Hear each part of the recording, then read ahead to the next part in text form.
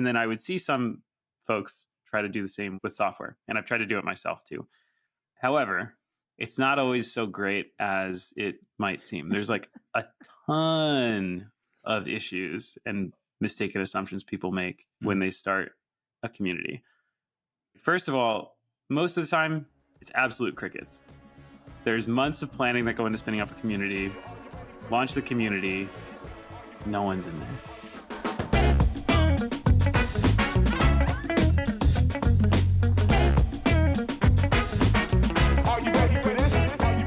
Anyway,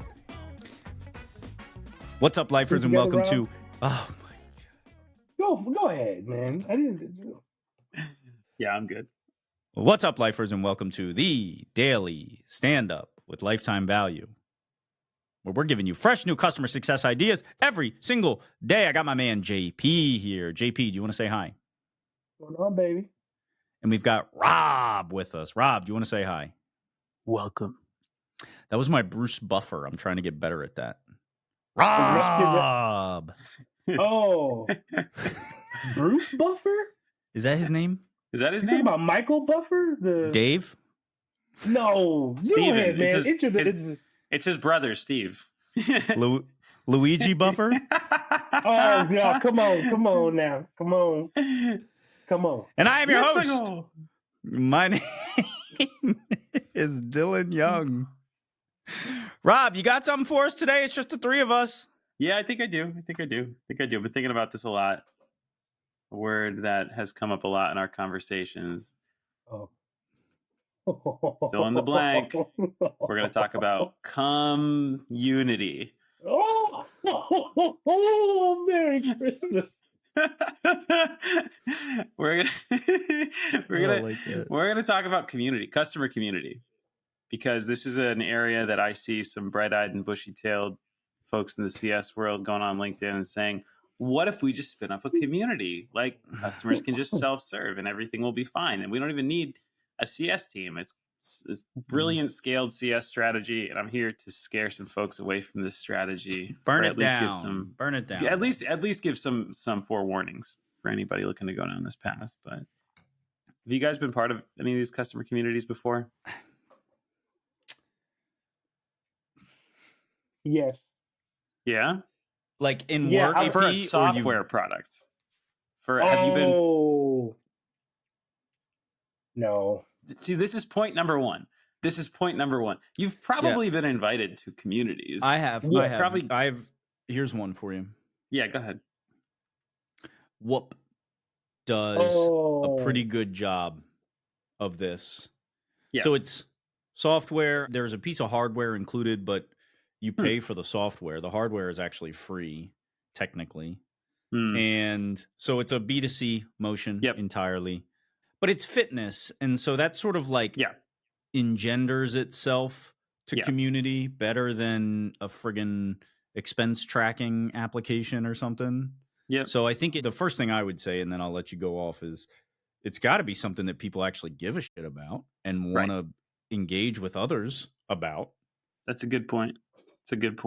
Yeah, look, where I've been seeing this come up recently is folks talking about scaled customer success strategies. And they're thinking that they can, they ask themselves, can we move a segment of our customer base into a low touch model where we throw them in a community together, they answer each other's questions, and when it works, it can work decently well.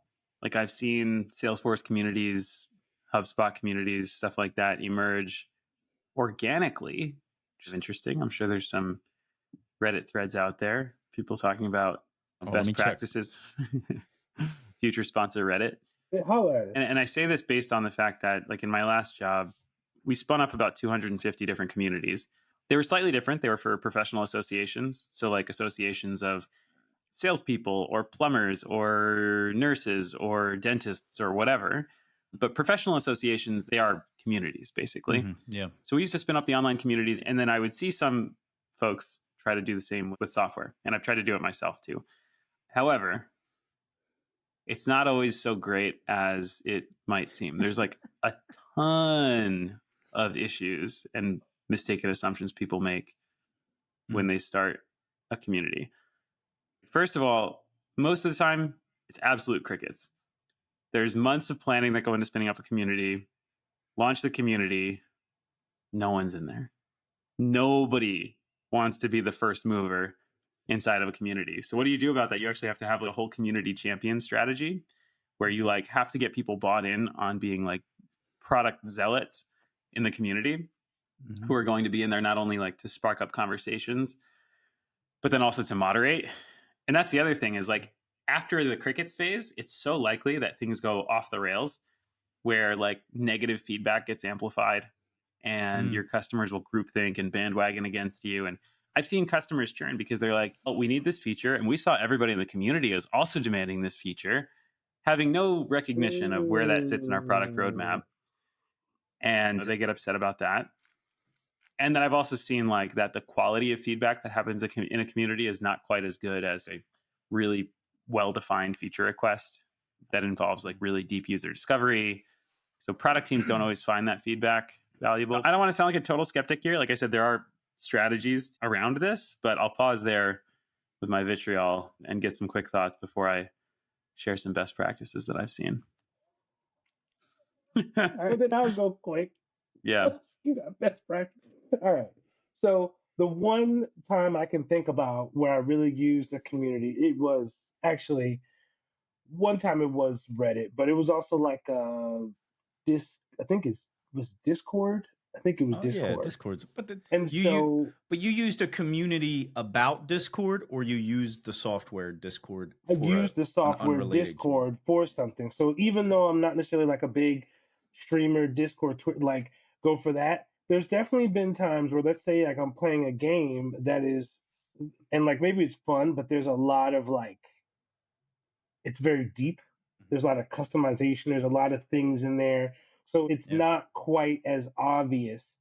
And so I'm trying to do certain things. This community provides me a place to come and ask questions.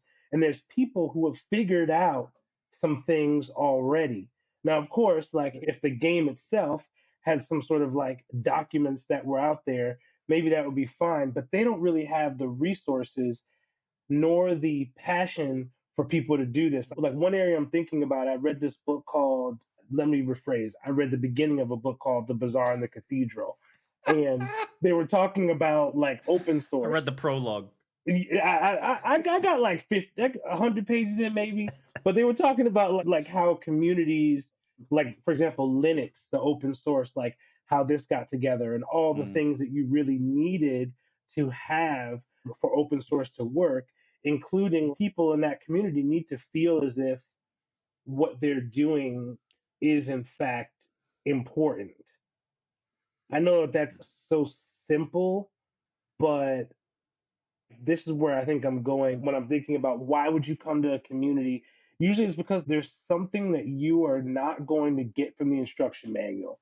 This thing is deep. You need something that's not in the instruction manual, and you want to go to a place and you're ecstatic to find a place. But to your point, Rob, what do you do if you're one of the first people to go in and it's crickets?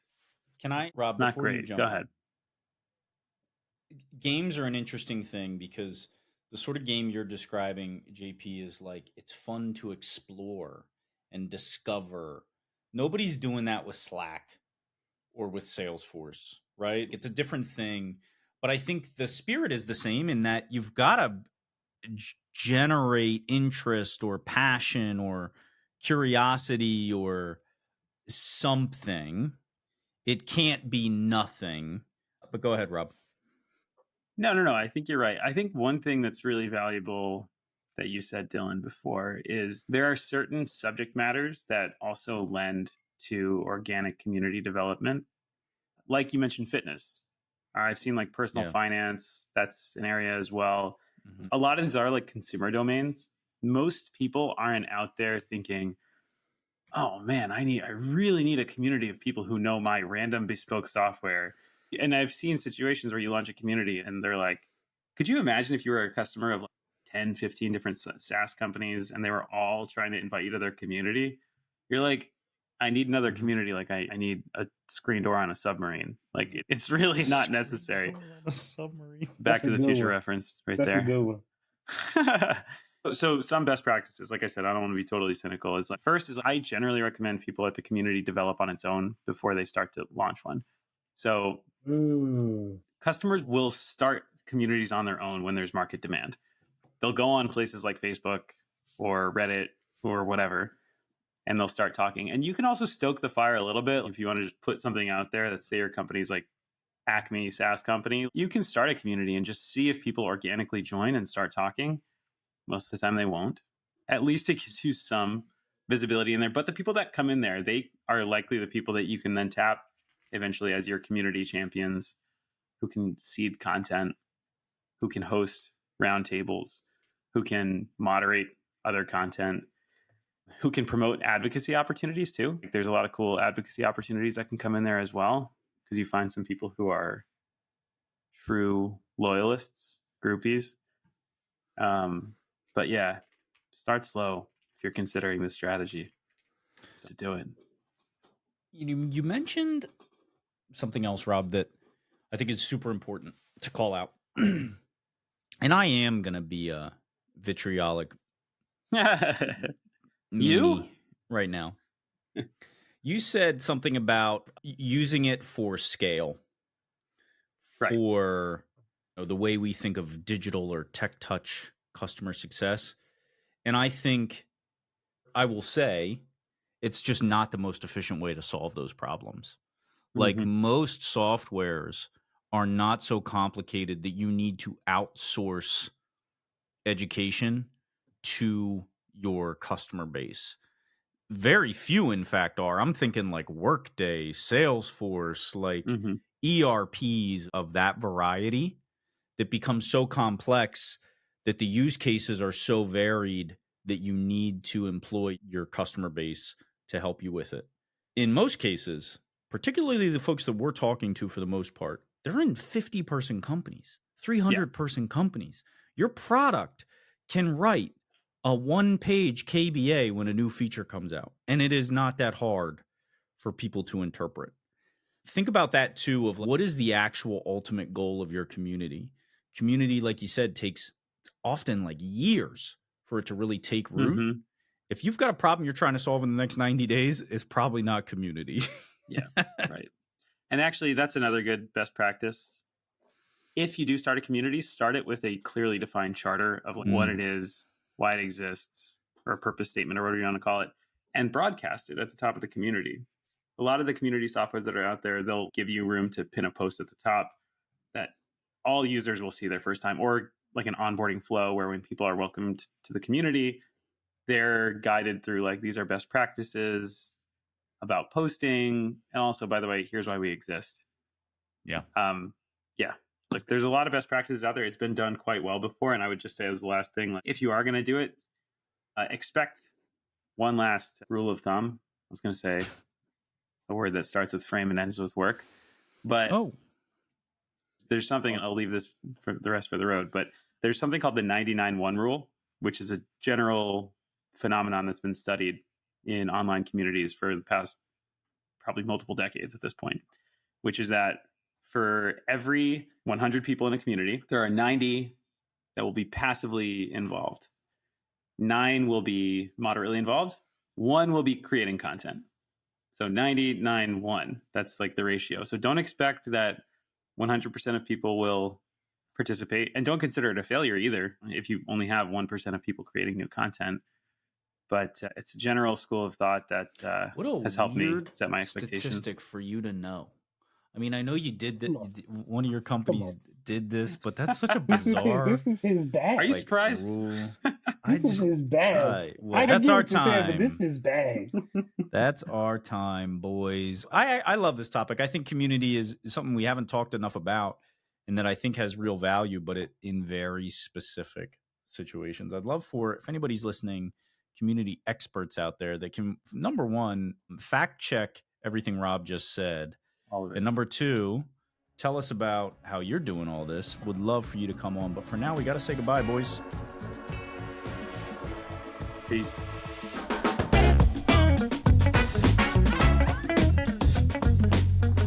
You've been listening to the Daily Standup by Lifetime Value. Please note that the views expressed in these conversations are attributed only to those individuals on this recording and do not necessarily reflect the views and opinions of their respective employers.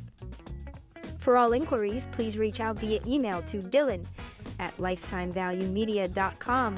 Find us on YouTube at Lifetime Value, and find us on the socials at Lifetime Value Media. Until next time.